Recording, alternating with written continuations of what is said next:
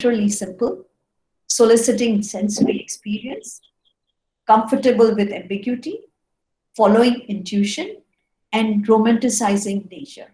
These are the 5 qualities. Now, I am going to take you through these 5 qualities and explain each one in reference to our work and in reference to India. Sari is known by all of us, and it's one of the most powerful outfit that the world knows about us. There are 108 variations in which it can be adorned. Now, our designs can probably have this kind of flexibility. We can say that, say for example, this is an auditorium. The auditorium has very few materials, but it's used in many different ways, and its ambience is achieved in the variations in the way the material is used. One single material used in multiple ways.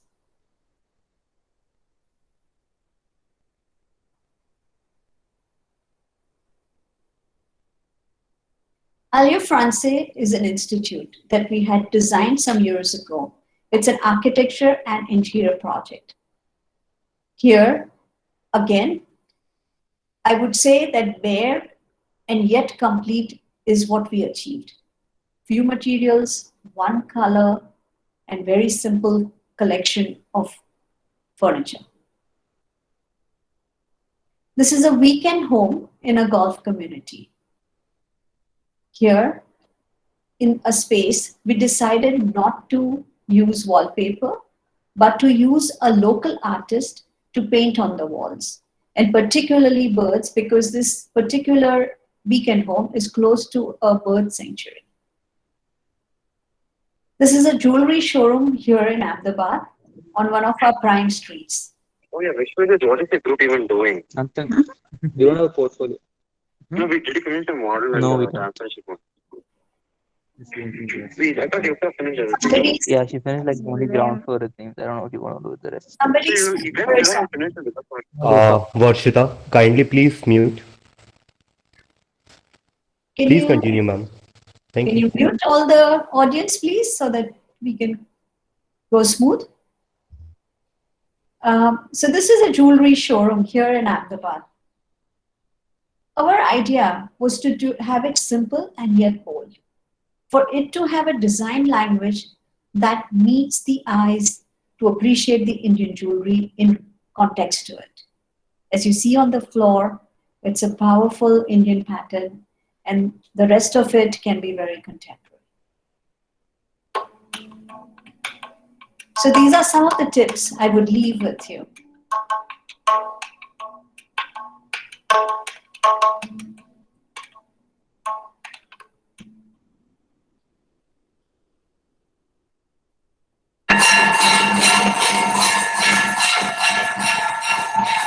Moving on to the second quality, which is soliciting sensory experience.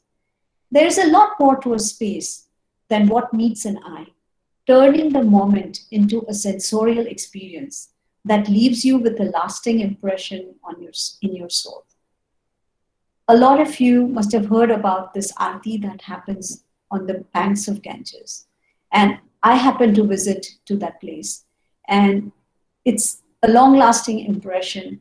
And it just says that when an experience is sensorial, when you can embed these qualities in your projects, in your environment, they may have a similar lasting effect.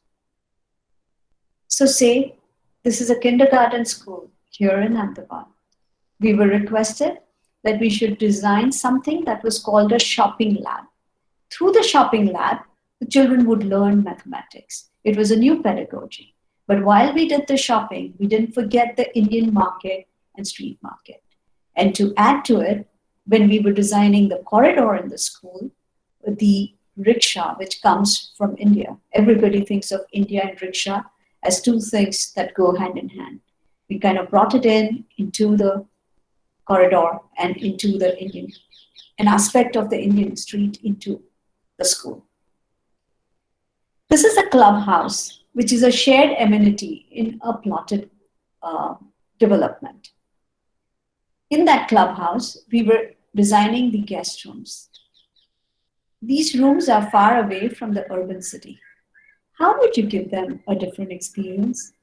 How would you be in that room and feel that I'm not in the city, but I'm far away, I'm in the nature? And we thought of this example where we had this beautiful tree, a print of a tree in the ceiling, and you could lie down there under the tree to recreate your childhood memories. Another example where multiple bungalows are designed with the same architectural plan and elevations, say 50 of them. And if it is one in many, how can interiors give it a special personalized quality? We decided to have the sculpture in the vestibule area. And that experience as you enter would leave you with a stunning feeling, and that home will definitely be different from the rest of them. A governor's residence in Calcutta. There is an entryway for the VIP to come up to the guest rooms. Raj Bhavan would always have a VIP suite. So the Prime Minister, President, when they visit the state, that's where they stay. So imagine them coming through this elevator door. As they're coming down this corridor, it would be celebrated like a processional entryway because you have all those cowbells, the strings that are hung, they are connected through a pulley. And you draw a string and you'll hear a chime and a sound which is beautiful. And what I'm trying to say is just the way a very special person would enter in a palace. When you have light in a lavish bungalow, at night it could become a powerful sculpture. However, during the daytime in a puja room, you can celebrate it in a different manner. So the light is another very important sensorial experience that you can embed in your project through different elements.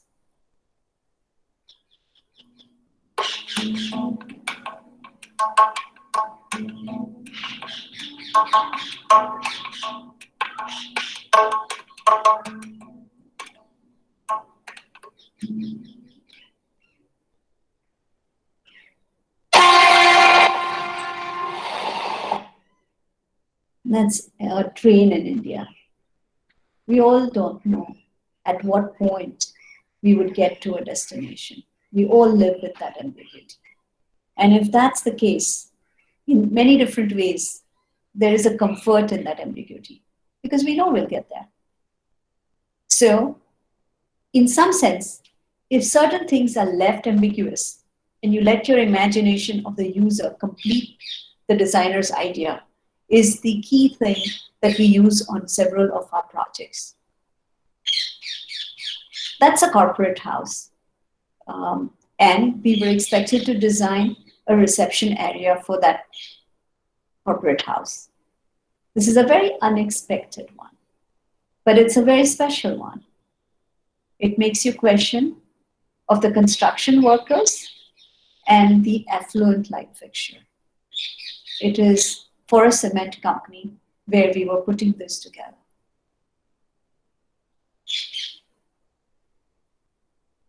This is a real estate developer's office. They are responsible for bringing up a lot of new environments for us in a city. And we felt that their own space should be able to make a statement. The ground floor actually has this stunning turquoise color wall that comes down and goes through 3 floors and leaves you for a minute that where have I come? Is this a museum? Is this an office? And that ambiguity kind of helps you lead on and to move on to the spaces that you wish to. On the other hand, you have a lot of office buildings, corporate office buildings that come up, which are for various users. The only thing that's common for all of them is the lobbies. Lobbies is one that they go through to reach to their own space. How can these lobbies be designed? And we felt that they can be made a powerful experience for each visitor to that building. You can have just a few elements which makes you walk in, raise your head, and then move on.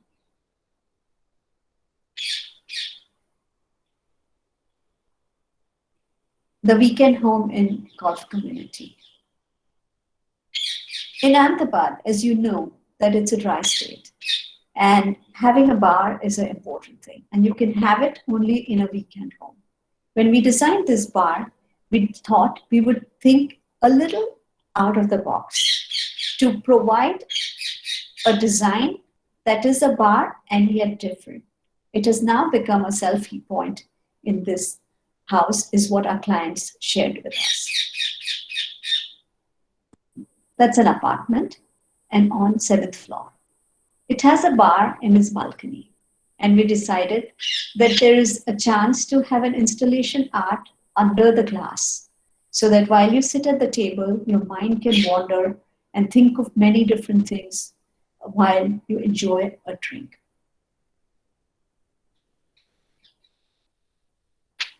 A corporate office can have an unusual lunch area, an area which will help you to break away from the monotonous life of a corporate world.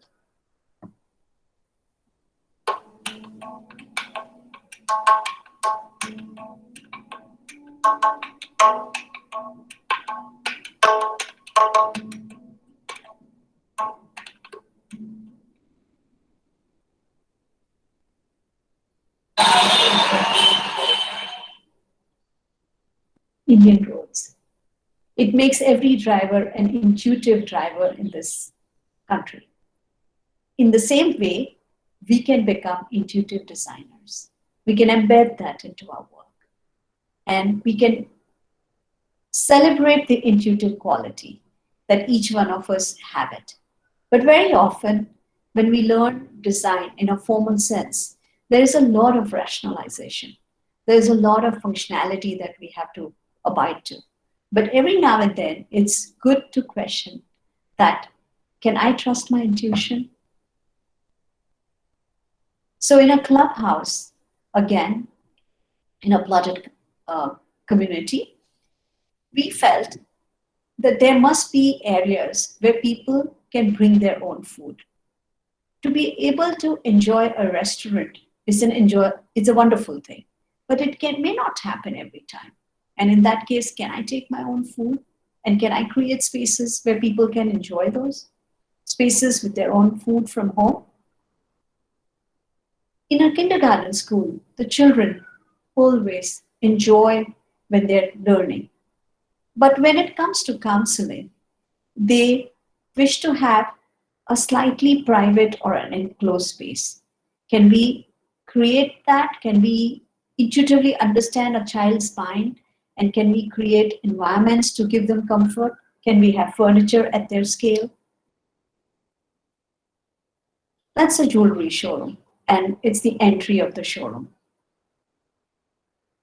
A business is often associated with the owner and the beliefs of the owner. And if the owner believes in God, it's important to create a powerful space for them. And especially if it is their daily routine to do a puja before they start their day, why not celebrate it? This is an academy that we designed for chartered accountancy classes. However, the academy did not have a campus. It was a 4-story building. In that case, it was important that we tried to give an environment that people would remember. So one, we said that we should let the natural light come all the way in.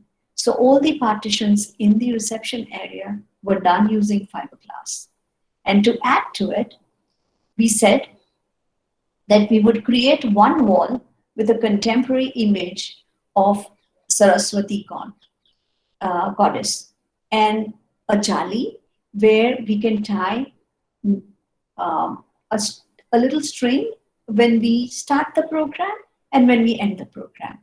These rituals are part of our Indian lifestyle, and we can contemporize it and leave a mark.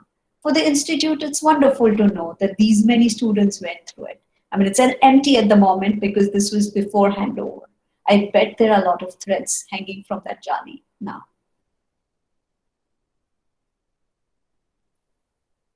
That's a play area in a clubhouse. And we felt that when we were dealing with the walls, we would like to create various things which speak a language of their own. Another institute, Alliance Française, which teaches French as a language. We felt again in this institute, there was a need to create areas where students could mingle. And we decided that the lending spaces could be the place where they can hang out. So we created a seat, wonderful windows, a touch of color that kind of really made the place very welcoming. When we were asked to work on the facade for this building and the interiors, we said that we would do a jali where the creepers could grow from the ground and up. These are not vertical green walls where you have to have systems in it. These are real plants growing from ground floor till the floor above. It was almost like thinking of something before it became the norm. This is a play area in a school. Designing play areas in Indian context requires to understand our weather, the feelings of children in India, and we felt that it had to be under the trees and it had to provide a lot of meandering paths using simple materials like drainage pipes to mark the path.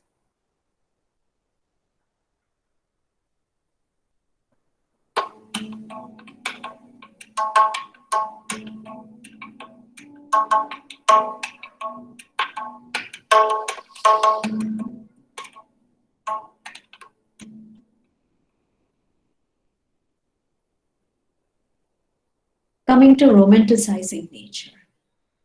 We love when we see children sort of playing under a banyan tree, hanging off the roots, swinging. And it's a beautiful feeling. To incorporate nature and to blur the boundary of inside and outside has been something that we have always attempted in a project, whether it is an architecture project or an interior project, whatever we had control of. So this is the weekend home in the golf community. And when we had to design spaces around the swimming pool, we felt we would create covered areas which can be shaded and you can enjoy sitting in a squat position. That's a residence for a doctor couple. During the day, obviously they are at their nursing home. But by evening when they are back, they should have a chance to sit in a courtyard, listen to the insects, and enjoy a good family life. It's a weekend home where we felt that a contemporary veranda would be lovely with swings, where you can enjoy your cup of coffee or tea.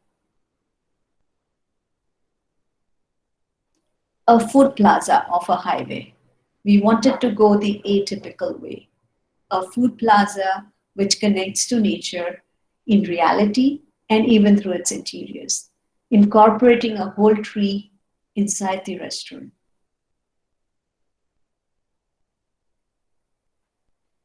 In a kindergarten school, there was a tree in a corridor. And there were real trees, but they were out in the parking lot. And what was under those trees were bicycles and scooters and cars, all parking and not for the children. So in some sense, it was also a paradox to what we strongly believed in.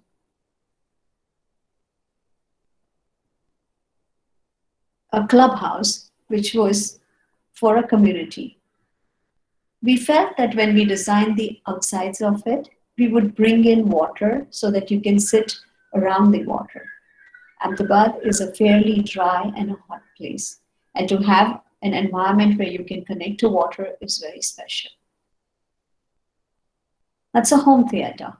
You need acoustic walls, but can you be creative about it? It's a home theater in a clubhouse. So we decided to sort of bring out the graphics of the local grass and the wildflowers as we kind of dealt with the padded material around the walls.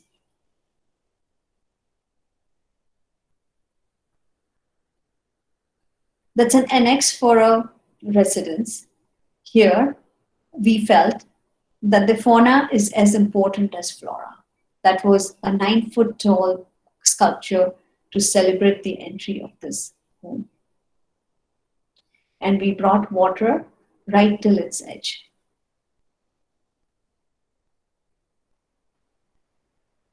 A suite room in a clubhouse. Can you add anything there? Of course you can. We had a duct, and it was meant to be a wall. We said, hold the wall. Let's have a glass wall, partially frosted, that will hide the pipes, and we can enjoy natural light and the potted plants which were put in it.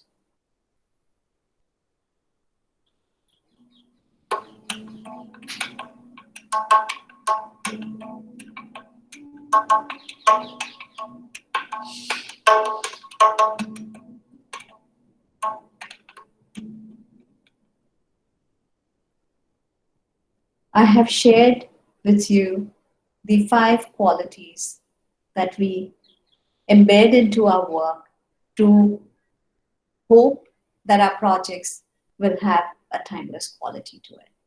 I do understand that only time will say how timeless they are, but yet we would want to make that effort day in, day out on each project to add these 5 qualities to our work. So what can you take away if this is what I think about our practice and our thoughts? I would say that Indianness is not about what we have. It is about who we are. We should not desperately look for design intuitions. You may get the best ones when you're not even looking for any. We have progressed with the world. We have been inspired at times by the global projects, but the soul of the country still remains there. With surprises at every turn of the street. Streets that hold a story within them. We need to learn how to read that story. And as you flow through a maze of 100 different characters, you need to pick yours. Even silence speaks aloud. All you need to do is listen carefully. And with this, I would like to say a special thank you to all of you who are my audience on this virtual presentation through R.V. College of Architecture. I thank Shantam Mitra to have helped me at this presentation and critical comments from Anna, obviously myself, Sonal, and Patrick. Thank you, ma'am. It was a very insightful set of slides that you had put together and a lot of words of wisdom to the students as well. I now open the floor to the audience for questions if they have any.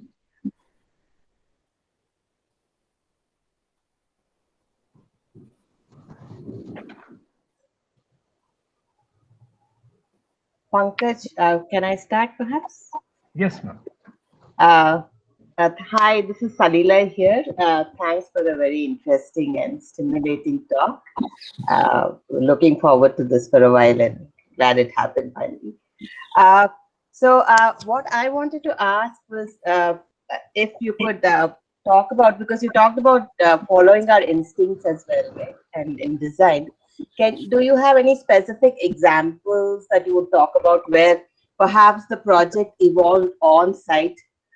Because I do know that with interiors especially, you do need to have this entire set of drawings and everything all done, and then because the space specifications have to be very particularly given to the people that are conducting the project.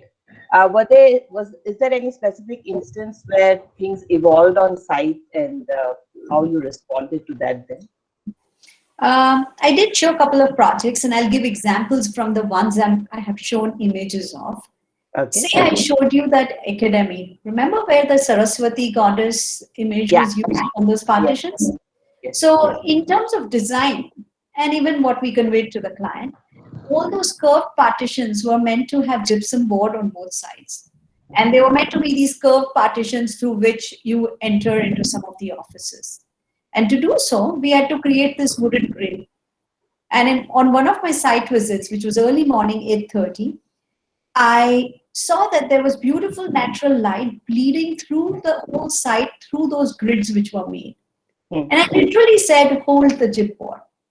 And I went and looked for this beautiful crinkled fiberglass that could be curved and placed, which would be at an affordable price and which would have this translucent light flowing through it.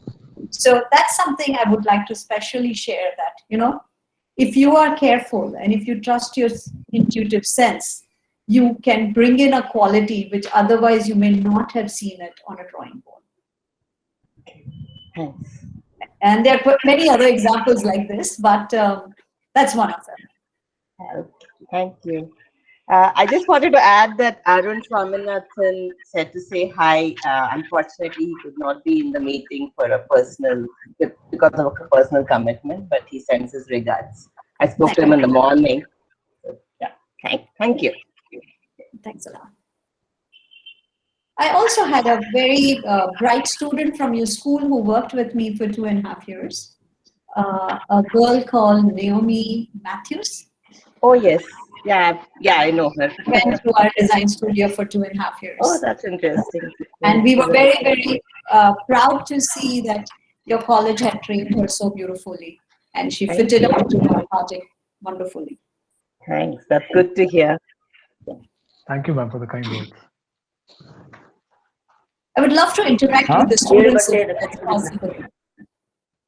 Is there a way that students would feel a little comfortable to ask a few questions? Because I think the joy is in touching with a younger age and being able to interact. Certainly, ma'am. Can we have some students on board? You can please come forward and pose your questions.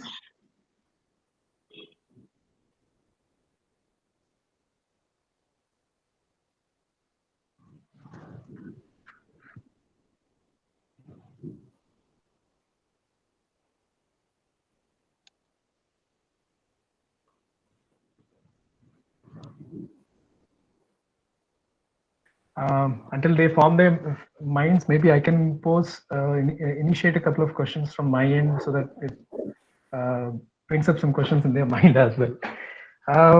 Ma'am, I think from the students' perspective, I had a couple of questions because I also deal with interior design for the 7th semester students.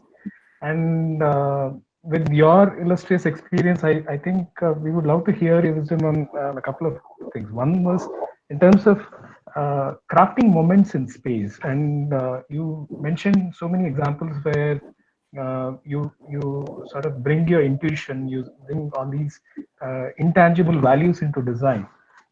So how do you think students can sort of imbibe processes into their studio projects where they can bring this quality of intuitive based design or timelessness into their own projects?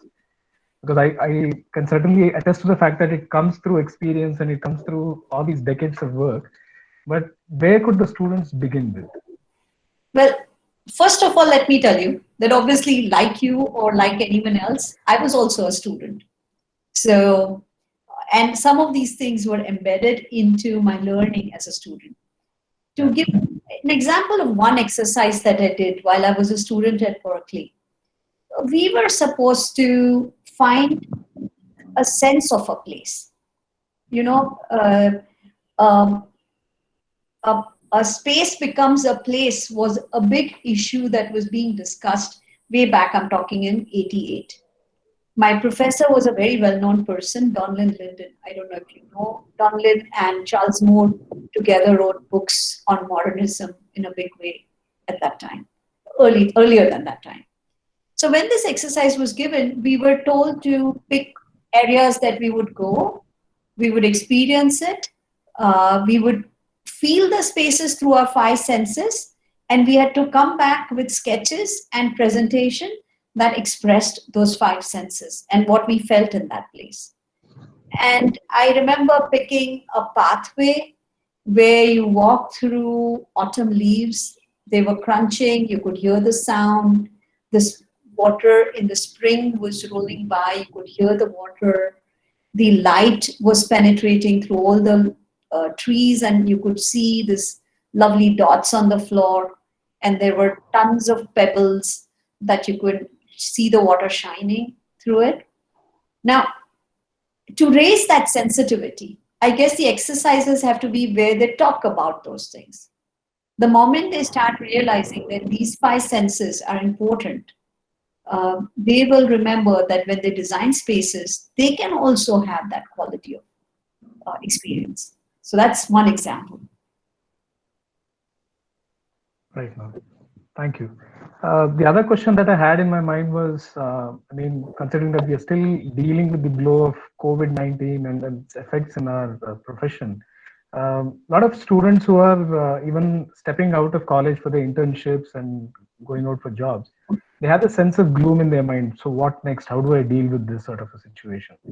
So do you think we could still see disruptions like the COVID pandemic and things like these as a sense of opportunity in our profession, where the students can still look forward with a sense of hope and optimism?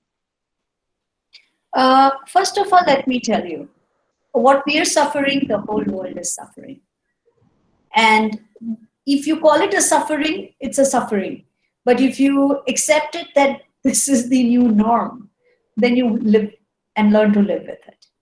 So basically, students should realize that they should apply for work. If it means working from home, there'll be a new ways of connecting. I myself had to learn such a lot in the past 1 year because I did work from home for several months. I had to, learn a way to interact with my studio through WhatsApp groups, through WhatsApp chats, through Zoom calls. And it became, in fact, from my point of view, a very efficient way of connecting. So I am saying that I would have never learned all these things if I were not thrown in a situation too. And students should deal with it in a similar way. It's not the end of everything. It's a beginning of a new era. In fact, I'm looking at possibilities to hire people who may not ever come to the office, but I would get, so these could be experts, and I can take their services from a distance. I mean, I would have never thought about this a year ago. Right. Wouldn't you agree? Absolutely. I think when you're pushed into a corner, that's when you look at innovations and possibilities. Yeah. Thank you, ma'am. Any other questions from the audience?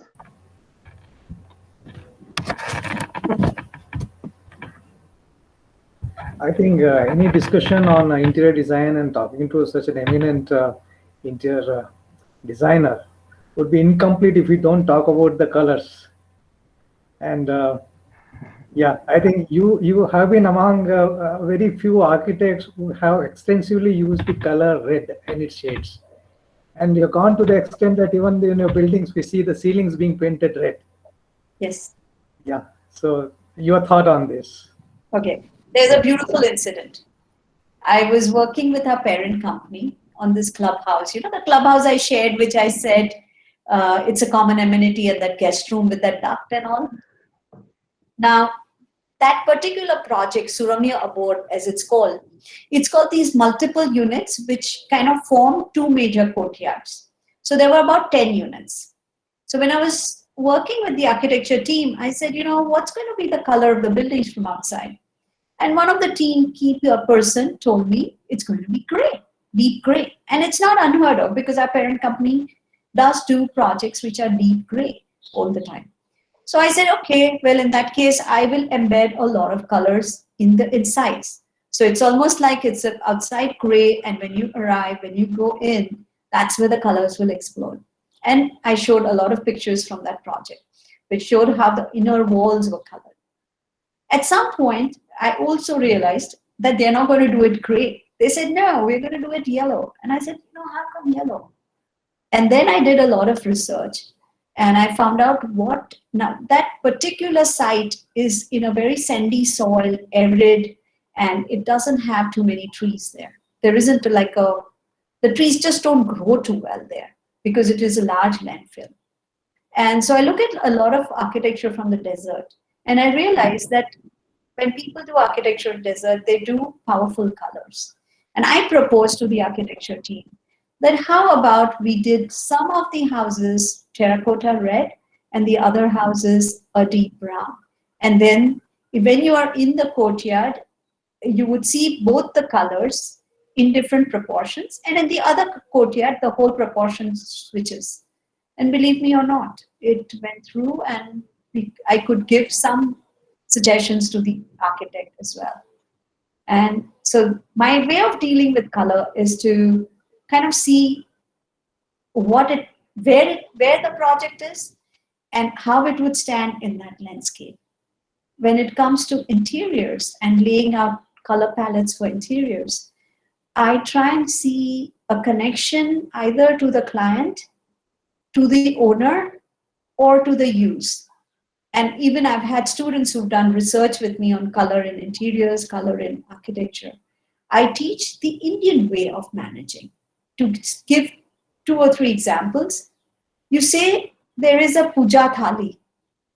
When you look at a puja thali, it has multiple colors in it from all the kind of things we use for puja. Can that puja thali become my color palette for a project where my client is very religious? And I've done this.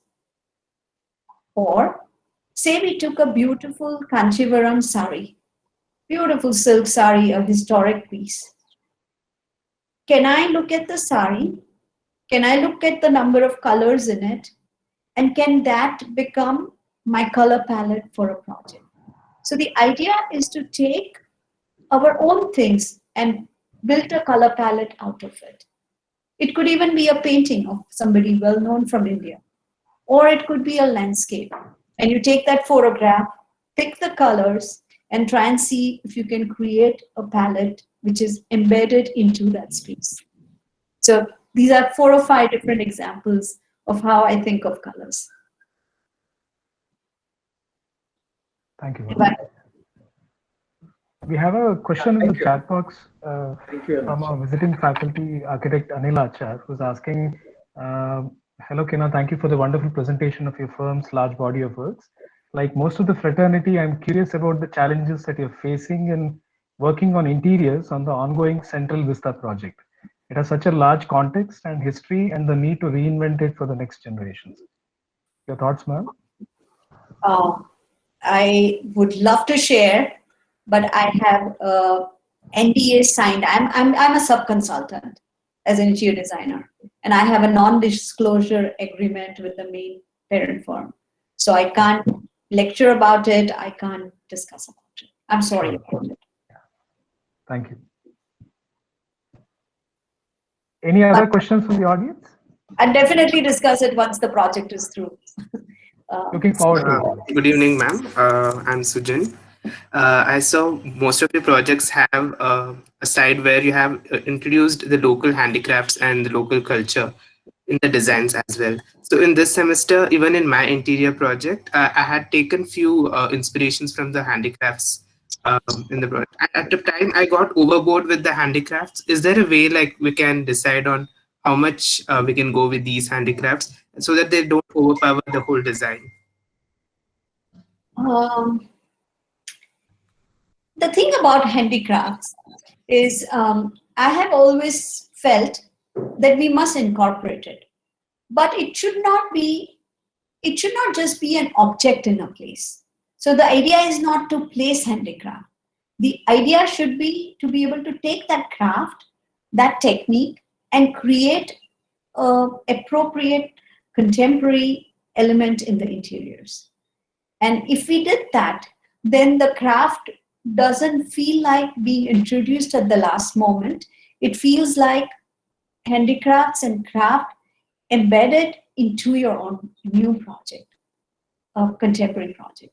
This is how I would deal with it, and I try to deal with it. Thank you. Good evening, ma'am. My name is Brenda. So I had a question regarding a specific principle that you work with, where you spoke about following intuition and understanding the thoughts of the users in a particular space. So there are times when a space has multiple types of users. It can be based on age group or the type of work they do. So when it comes to users, how do you study when there is a mix of the type of users that we see? Because and even when it comes to age group itself, when we talk about context, the earlier generations, they perceive a context differently, and probably our generation, we have seen more of the global impact. So how do we draw patterns between that when it comes to interior design, when we keep them in a same space, in a same room? Brinda, that's a very good question. And though I can't talk about the Central Vista project, I can tell you a technique that we use. We use a technique which is called shadowing. Shadowing means that you go as a larger group of people to an existing environment. You have various hierarchy of people or various age groups of people. In our case, it's hierarchy, or in a school building, it could be age group. Shadowing means you follow that person from morning till evening. You go with your phone, so you can take a few pictures. You go with a notepad, and you only keep noting down of what that person is doing in that environment. The comforts of the environment, the discomforts of it. And if you can take your key understanding based on that, then you are going to help those people to be in a far more successful environment. Now, say if you were in a school and you kept observing how children play, what they do, how they run, why do you think that corridor in that school, I celebrated in a big way by having a bus, a rickshaw, a scooter coming out of it, an area where children, it was a 10-foot wide corridor. And when I was observing the children in those corridors, and as they, kind of came in from their classrooms, they were that was their free time. That was their time to interact. That was probably the time that they would enjoy the most in a way, because they were not in a controlled environment. That itself makes you think as a designer, then what more can I give them? I also look back on my own experiences when I think of my high school, primary school. You know what I always remember? The chit-chats in the corridors. And so to trust your intuition of how you experienced it, how you felt, and then some amount through observations, which is shadowing technique. And if you're doing architecture projects, there is something called behavioral mapping, which means you choose hours, you stand in those open spaces or environment, you draw little sketches. If you look up on Google, it'll tell you what behavioral mapping, it's a research method, and you can employ that. So if you use some of these ways, you will balance the rational way of observing and the intuitive way of understanding. Have I? Thank you, ma'am. There was another question. So with respect to the two aspects of also having a sensory experience and achieving a sort of comfort yet ambiguity in design, so do you, when designing, do you aim for a particular experience and somewhere bringing that ambiguity, or it comes off from the context itself, the ambiguity that is you are trying to add into the design? It varies. So first of all, I would say that you should not go with a torchlight looking for, where can I add this? Where can I add this? No, you shouldn't do that, because then it will look very contrived and it will look very kind of posed in an environment. It should come from the way you understand that project, their use, or something that comes up in your mind. Let me give you an example. There was a pharma company for whom I was doing executive lounge and executive dining area. I had finished doing the rest of the center for them. When we were taken for a walk, we saw that there was animal testing going on. Obviously, there is a need for it. And as far as it's done in the proper manner, there is nothing wrong. But it bothered me. So my reaction, if I didn't tell you this reaction, and if I just showed you a room where I have filled up a whole ledge with 50 squirrels made out of terracotta, and then picked one or two and they went on a side table. This is in the executive lounge. And you'll just say that, oh, she's done a collection of squirrels. But unknowingly, it was the freedom of an animal. So these things have to happen. You have to respect the thoughts that go through your mind. You have to respect that you want to express. And you have to accept that not everybody will understand you, but you will still do it for your joy. And I think that's the way to do it. Did I make myself anywhere clear? Or Yes, ma'am. Thank you very much. Lovely questions. I'm really enjoying the interaction.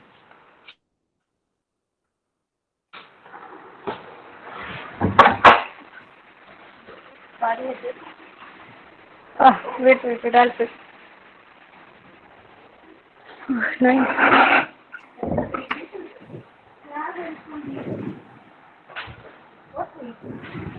Any architects? Interior designer, I guess. Not architect. I don't know if she's architect or not. Oh, shit.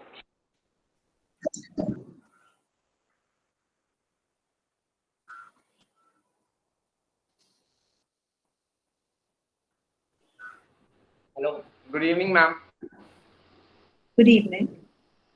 Ma'am, so I had a question. Like, we are in the middle of a pandemic, and most of the time we spend indoors. So, how can interior design be used to thin the line between indoors and outdoors? How interior design can be used To thin the line, like how can the interior design be used to merge indoors and outdoor spaces together? Like, we'll be spending more time indoors. So to get an experience of the outdoor environment. Well, I guess it's a difficult time. I mean, you can obviously have balcony without indoor plants and things to make the environment a little more enjoyable. So that's in a literal sense, you can take that little break whenever you decide to take break to go for a long walk in a natural area. Choose to go and take a walk in maybe a park nearby or along the sea, if there is a sea, or even take a break and go up in the mountains. So that is one. So it's the choice that you make. The other thing, obviously, you can virtually enjoy nature, but that's never the same as the real nature. Ma'am, but what I meant, like how interior design, like you had given a recent example of squirrels on in a straight linear way, maybe, like something which interior design an element added in a existing building, which can sort of thinner the line between the outdoor and indoor. Plants. I can't think of anything but plants. Whether plants in water. I figured out, as far as Ahmedabad is concerned, that there are 2 or 3 things that grow beautifully. They root well in water. So you can have lots of bottles, containers with those 2 or 3 kinds of plants that survive. You can have potted plants. You can grow vegetables in tray and enjoy the idea of growing something at home. Grow some things on your terrace, if there is a common terrace.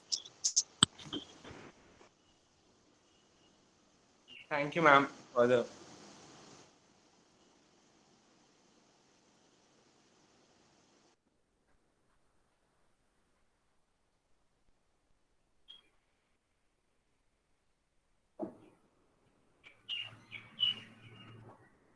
Shall we? Any other questions from the students? Hello, ma'am. This is Rohan. Ma'am, first of all, it was a wonderful presentation. Thank you. Thank you so much. Ma'am, you talked about romanticizing the nature and being a nature freak, to put it very bluntly. Ma'am, you discussed some examples where you incorporated nature in school. Ma'am, but those, like, when you talked about the example with the tree inside the school, like, more to put it in a clear manner, it was like a copy of a tree on a fiber sheet which is put in the school building. So, ma'am, how would you actually incorporate nature when you are talking of indoor premises? Because you talked about indoor and outdoor, incorporating the outdoor and plants within your building. That was one in the tips. So, ma'am, what are the techniques that you use for that? So, you see, every project varies, and it is on the constraints and limitations you have to take a go. At what point have you started working on that project? So in that guest room, I could show you that I opened up the duct and brought in natural light and added the potted plants. That's because I got into that project at a very early stage and I could take those decisions. Say on the school building, it was a very rigid old building with, metal doors and windows, which are very basic environment. And the school is also for the mass. Now there you cannot make larger interventions. And therefore you saw the cutout, which was just like the squirrels. It was my way of saying that, the trees are being missed. So it was more like missing them rather than saying that I've given them a tree. It varies from project to project. Where I'm doing architecture, I have done projects, I haven't shared it in this presentation, but I've done projects where I take people up at a higher level, let them have the view of a place, or have a small plunge pool right outside a bedroom. These are kind of things that I incorporate when I'm designing architecture. So those are real projects where I can say that the inside, it's an experience of inside out. But when it's interiors, there are limitations in its own way. So yes, ma'am. Ma'am, and what did you mean by not forgetting the fauna? You see, what happens very often is in our everyday life. I mean, you may have a dog as a pet, or you may have 2 rabbits, or whatever. But in most situations, you don't people keep a bird in a cage, but that's not the right thing to do from my perspective. I believe that birds should have freedom. Now, if you want birds into your environment, one is, of course, you will create bird feeders, you will have the greenery, you will create a body of water where the birds can come. But then in a big way, if you want to celebrate and think of birds, when you have a large sculpture of a bird, it's a reminder to you that birds are part of our environment. Do whatever you can do to retain them in our environment. That's what I meant. Thank you so much, ma'am. That sounds so innovative. Yeah, so I think very, very interesting and wonderful talk. I think, of course, my colleague will certainly is going to propose a vote of thanks, but on my behalf, thanks a lot, Professor Khanna, for being with us. I think the important message from your talk was that because our students, the youngsters, they look for a lot of ideas and inspiration from the work of the architects from the foreign countries and abroad. But the message given by you very clearly that there is a lot of that can be learned from our own culture and our own traditions. I think that is a very important message to all of us. I would also like to mention here that apart from the student and faculty of RV College of Architecture, we are also joined by the Faculty of Architecture students and faculty from MET Moradabad. So I thank them also for joining at this talk, and thank you very much, ma'am. And we would like to see you shortly in Bangalore sometime to welcome you in person at the campus of RVCA. Thank you very much. Yes. Thanks a lot for summing up my presentation in this manner. I have been equally concerned when a lot of people look. There's no harm in looking at foreign architects, but we don't need to copy them. We don't need to ape them. We have so much here. We have so much here, and we should grow from within and bring out India as a powerful country in the world of design. Yeah, just to add to Professor Bhavne's comments and what you said, as I think I'd like to, I'll take over because Pankaj is having some technical difficulties. So I'd like to conclude with what Shweta, one of our colleagues, writes here. She says, "Hello, ma'am, wonderful presentation. As faculty at RVCA, I would like to hear from you." So it's a bit of a question as well here. Your thoughts on redefining design pedagogy in our country to cater to the current scenario of contemporary practices, from incorporating local traditions to collaborative multidisciplinary approaches. And she wants to know where we stand with that today. Well, I have often questioned about education in interior design particularly, because I'm an architect and I studied architecture, and I started with interiors and incorporate architecture in my practice. So one of the things that I started doing was I started running these workshops in the office. These were for students, and I have run about 6 or 7 workshops on different topics. And I chose to take topics which didn't conflict with the university. Say things like building your portfolio, a way of presenting at juries, how do you manage interviews, studying materials and taking that forward in design, lighting as an art, as an element in design. These are some of the topics for which I have workshops. And when you come to pedagogy, I experimented teaching these topics in 6 hours long workshops in person at my office with slightly a smaller group, which is 24 to 25. And I realized that when you mix videos, virtual, a right way of presenting, samples, a visit, it really makes studying far more interesting. And to add to it, I regularly teach at SET. And I'm hoping that because of this pandemic and the way things have opened up in terms of Zoom calls and, you can teach offline, I'm hoping to teach in other states without actually going there. And I can teach in different universities. I'm hoping to do that in future. Thank you so much. Pankaj, are you back? Yes, ma'am. I'm back. Okay. Yeah.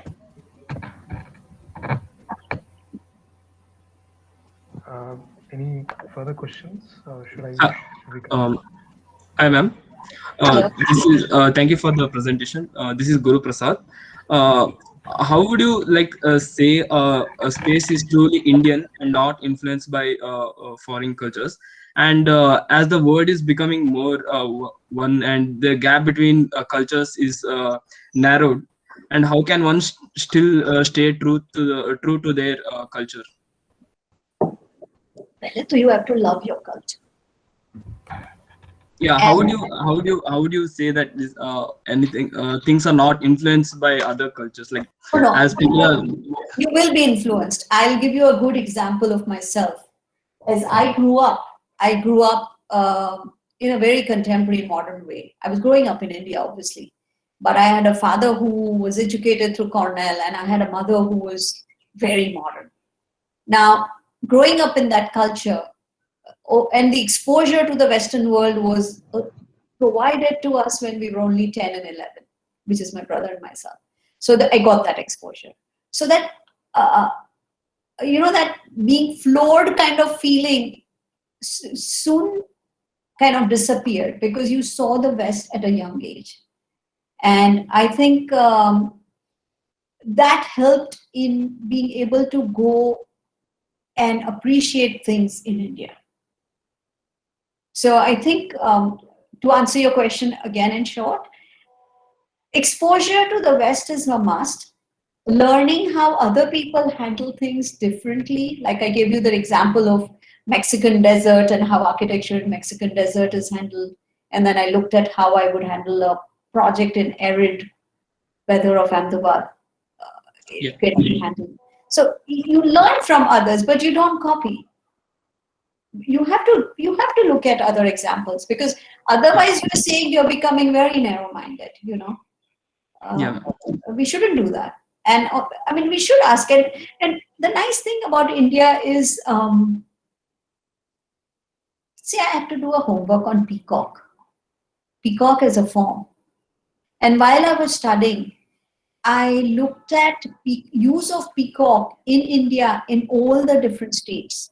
Each state has used it in a different way. Now, where will you get this variety?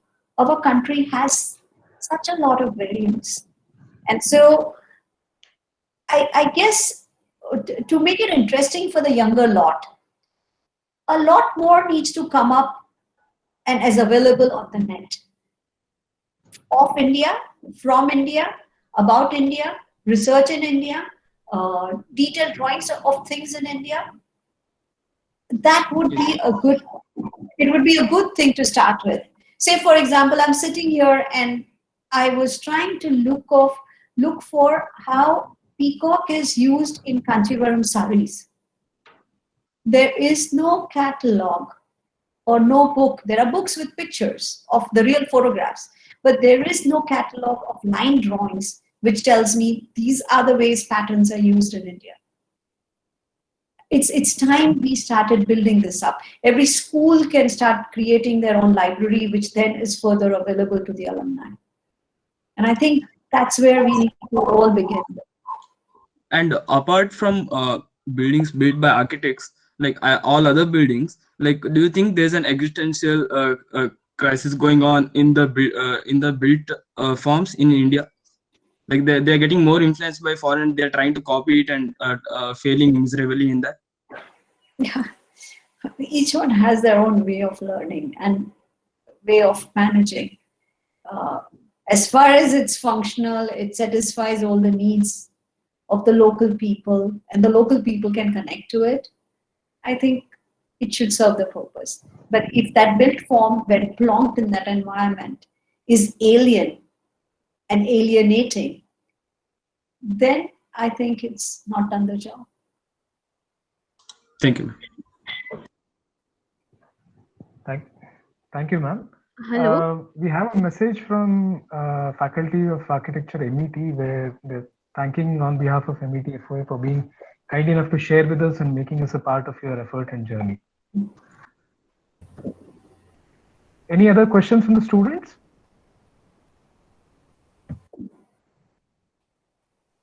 Hello, ma'am. I'm Jyotsna.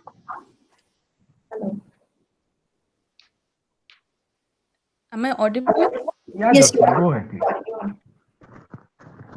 Hello, ma'am. I wanted to ask about the material and its experience, since we're talking about Indianness. So I wanted to know, when we are talking about the experience and Indianness, does it always come the best by using materials which are local and traditional, local to India, or does the experience remain the same or maybe better when we are using the more modern or the artificial materials? So you're asking me that only whether it's natural or artificial materials that give you the experience. So first of all, I am not against anything which is artificial. Say, for example, vitrified tiles. Vitrified tiles are an artificial material, right? But there's nothing wrong with using it. Because when you have to do a certain kind of project in a certain budget, in a certain time frame, that is the way to go. But Say if a project has budget constraints, like the Alio France Institute I talked about. Doing quota stone was cheaper than using vitrified tiles. And that project was a challenge because we finished the whole project, architecture and interiors together, 2,000 rupees a square foot. Unachievable if you didn't use local stuff. The cost would be overriding only because you were using materials which were embedded, had all logistic prices embedded into its MRP. So you just need to be a little careful as you take a decision. Have I made myself clear? Yes, ma'am. Yes, ma'am. Thank you. All right. I think we are running to the end of the session now. Before we conclude, I would want to I express my gratitude and thanks to Architect Canna Patel for taking her time out and joining us for this session today, in a bit to interact with the students as well and sharing her insights and values of her practice as well. Thank you, ma'am. We would really look forward to more sessions where you would be able to interact with our students and join us in the future as well. Yes, I would. And thank you, dear students, and all the other participants for joining us and staying with us through this session. With this, I would say thank you to all, and we would like to conclude the session then. All right, great. Thank you very much. Thanks a lot. Thank you very much. Thanks a lot, ma'am. Yeah, thank you very much. Good night. Yeah. Good night.